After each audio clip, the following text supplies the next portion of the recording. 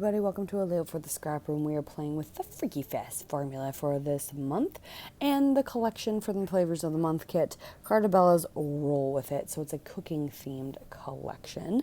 As you can see, I have used my silhouette, that was my silhouette mat, and I've actually tried to kind of stretch my papers even more than possible. So what I did is I took the 2.5 inch circles and I cut them out of the 2 3/4 by 12 inch strip, because I knew I just wanted to use the back side for the circles and they were going to cover up and overlap anyway, so what was the point of wasting paper if I didn't need to, right? You don't have to do this, obviously. You could easily just cut out the 2.5 inch circles from the other side of the paper and there's plenty of paper left over. I was just stretching my kit even more. I then took advantage of the fact that I was already cutting and I cut my 12 by 1 1/4 inch into like a fancy border thing there, as you can see. So I've got that going on. So those are those 3 pieces. So now I need to just grab a 7.5 by 8.5 and a 5 1/4 by 7 1/4. So I am gutting the pattern paper I used for the background, which was this beautiful picnic plaid gingham. What is it called? Because I really liked this other side because it was kind of like a subtle grid. Like I said, just stretching my papers even farther than what I need to. Again, you don't have to do this, but this is what I like to do when I want to stretch my kit even farther. And so I'm using the red side to do the 5 1/4 by 7 1/4, and then I use the stripe paper to do the 7.5 by 8.5. I have one single photo of my son, so long story short, my son doesn't like to help in the kitchen, but it turns out he likes to help grandma make cookies, and whenever they make cookies together, it's when he goes to stay with her, so it's not like I can get photo evidence. So I happen to be able to get some photo evidence of him actually helping her this one time, so I wanted to make sure I documented that.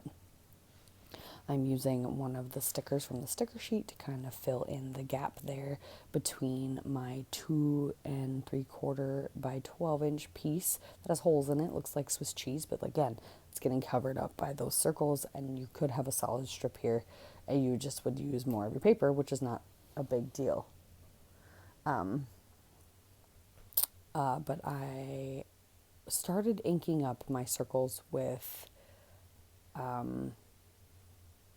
Salvage Patina. No, not Salvage Patina. What's the one that everybody loves? Speckled Egg.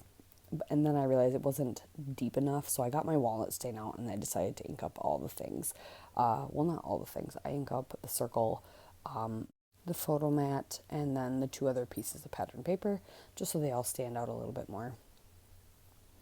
Yeah, I don't think I ink up the border. I'm going to pop my circles up so they come off the page a little bit, and then they'll stand out even more against their blue counterpart.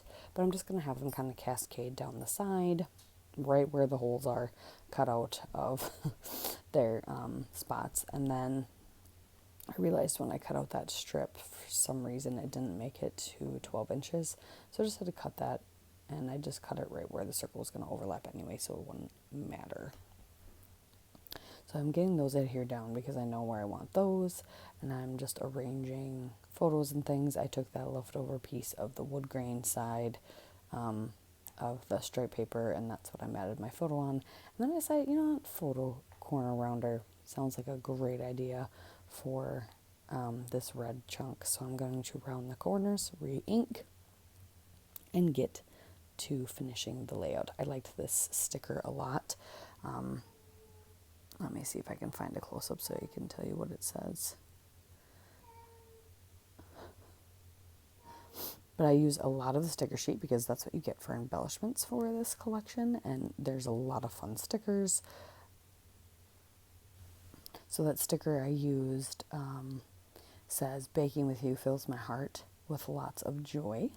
And then I'm going to use this bakery sticker for my title, and these really old tile elves. I don't remember where they're from, but they have like a antique look to them. I'm going to ink them all up, and it's just going to say Grandma's Bakery. So that'll be my title. And then I will add a bunch of fun little stickers, and I have some really cute wood veneer. They're actually from like a Christmas countdown calendar I got from, I can't think of the company right now. She's on Etsy.